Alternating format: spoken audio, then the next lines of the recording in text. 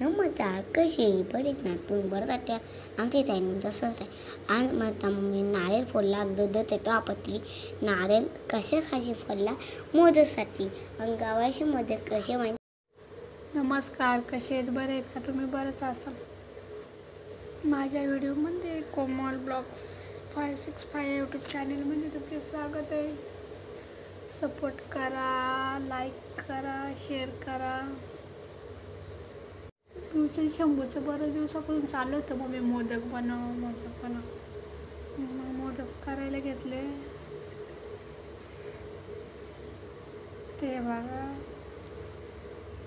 नारळ आणला होता, फोडला, खोबरं किसून घेतलं.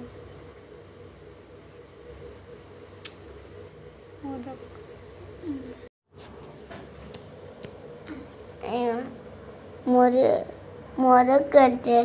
पण मला पण आवडतात. तोंडाला आवडतात. मला पण आवडतात. तुम्ही या. मोदक बघा, मोदक पूर्ण व्हिडिओ बघा. 2-3 दिवसापासून इतके रोज मला बोलायचे, मम्मी मला मोदक करून दे ना. बोलत माझ्या शंभूला मोदक लय आवडता. मम्मा पती भारी मोदक तांदळाचं पीठ नव्हतं, गव्हाच्याच पिठाची केले. पण नक्की करून बघा बरं का. गव्हाच्या भारी मोदक होते ना, पच्चे भारी. हां, तर छान लागतं नाही का. मी गव्हाच्या पिठापासून पहिल्यांदा केले. नाही तर मी तांदळाच्या पिठाचे करले होते, पण गव्हाच्या पिठाचे नव्हते कधी करेल. तर ते मग पण छान लागतात. त्याच्यात तूप टाकून मस्त मी बांधतो ना. तर करून बघा. नक्की कमेंटमध्ये मला सांगा कमी काय केलं पाहिजे, कसला गाडा लावला पाहिजे नाही का. मी सांगू मा.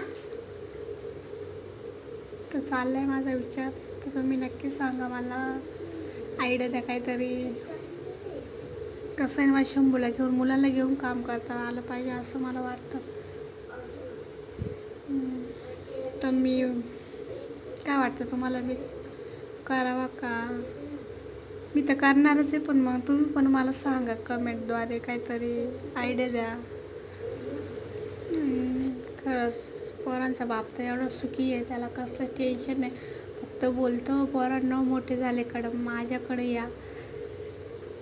लहान आहे तोपर्यंत जिम्मेदारी घ्यायला लगेच बोलत नाही का मी मुलांसाठी खर्च देतो का काय, असं लगेच त्याची हिंमत होत नाही. आणि घरात पण सुखाचा राहून देत नाही. तर कसं करणार आहे मी, कशा पोरांना घेऊन करणार आहे. नाही, मला आईचा आधार नाही, बापाचा आधार. खरंच जे माझ्या नशिबाला आले ना हे वाईट दिवस, ते कोणाच्या वैऱ्यांच्या, कोणी वैरी जरी असलं ना, कोणाच्या वाटेला असेल ना दिवस माझ्यासारखे. हा माणूस पावसा पाण्यात घराच्या बाहेर काढून देतो, तर थोडा पण विचार येत नाही कशी राहत असेल 2 लेकरांना घेऊन, कशी करत.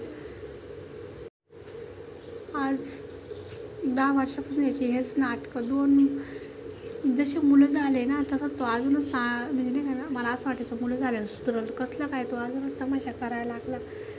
म्हणजे तो माझ्या शंभूचं झाला ना तेव्हापासून तो मला 3 महिने पण सुखाचा घराचा राहून देत नाही. 3 महिने दरवर्षी पोरगं वर्षाचं पण नव्हतं, तशी मी आज घेऊन पोराला वेगळे राहते. कधी घरी जा, परत 3 महिने मला असं तो करून बोलतो ना, मी आता सुधरवलं, चांगलं राहील, मी परत घरी जाते. कसलं काय, परत 3 महिने पण सुखाचा राहून देत नाही. परत घराच्या बाहेर तमाशा करतो, मारझोड करतो.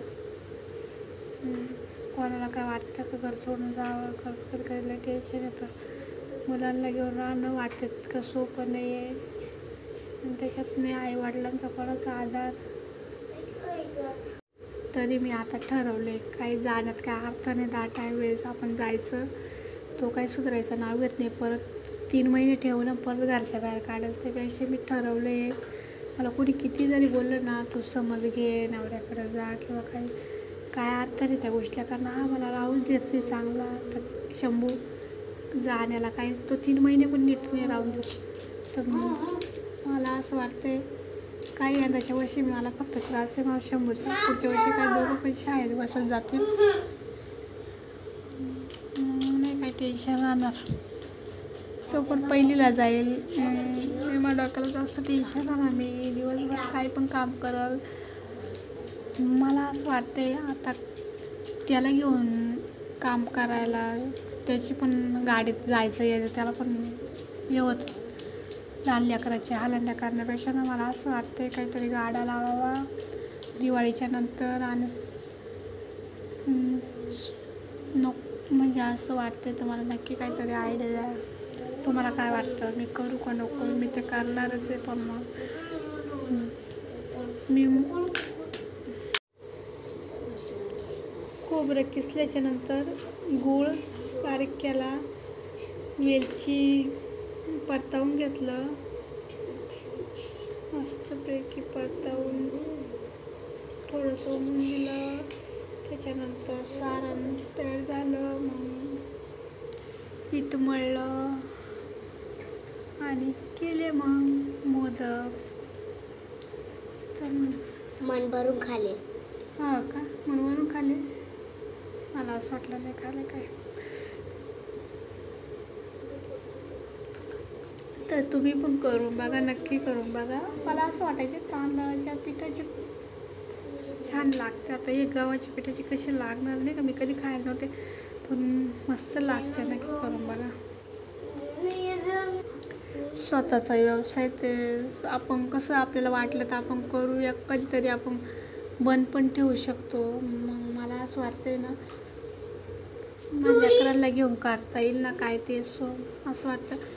मग शंभू कधी तिकडे परेशान होते. मी घेऊन जाते ना, कोणी बोलतं लहान मुलांना नाही का आणं, म्हणजे लहान पोराला घेऊन जा, कोणाला आवडतं कोणाला नाही आवडत असं मला.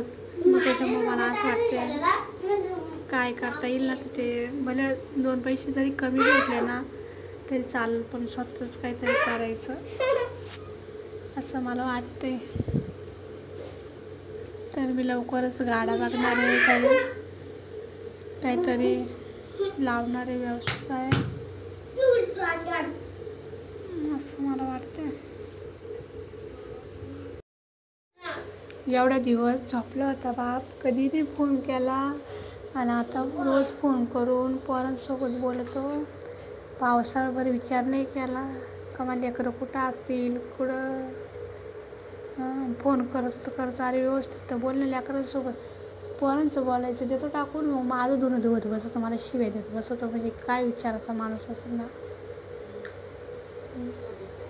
मी विचार करते जाऊ दे नको, बोलते ना तर बोल लेकरांसोबत नाही का. प्रत्येकाचं मन असतं, त्याच्यासारखी मी निर्दयी नाही ना.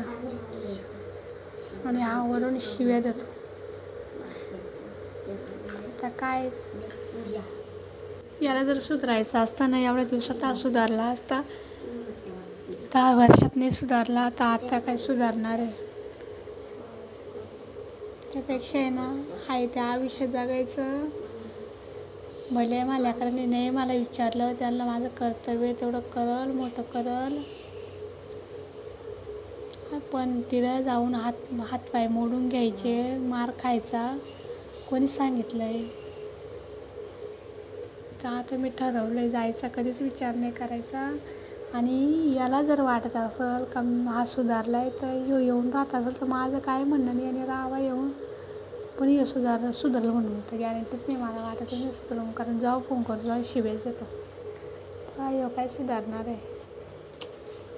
त्या माणसाला सुधारायचं राहतं, ज्या माणसाला लेकरांची काळजी राहते ना तो एवढा तमाशा घालणारच नाही. पोरांच्या नजरेत मला बोलतो, पोरांच्या तोंडावर मला इतका शिव्या देतो. मग असा विचार नाही करत. त्या लेकरांना पण समजतं ना का कोणाची चुकी आणि कोणाची नाही. त्यांनी पण बघितलं होतं तू किती मारायचा, कसं तुझ्या तोंडात शिव्या राहायच्या रात्रंदिवस. त्यांना सांगायची गरज नाही का.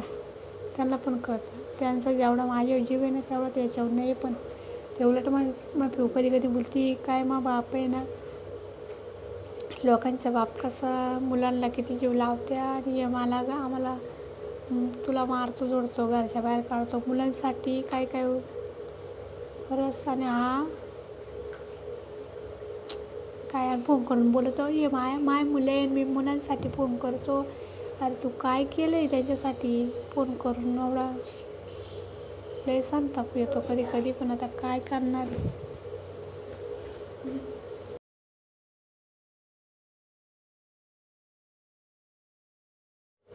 पिऊला तर मोदक इतके आवडले.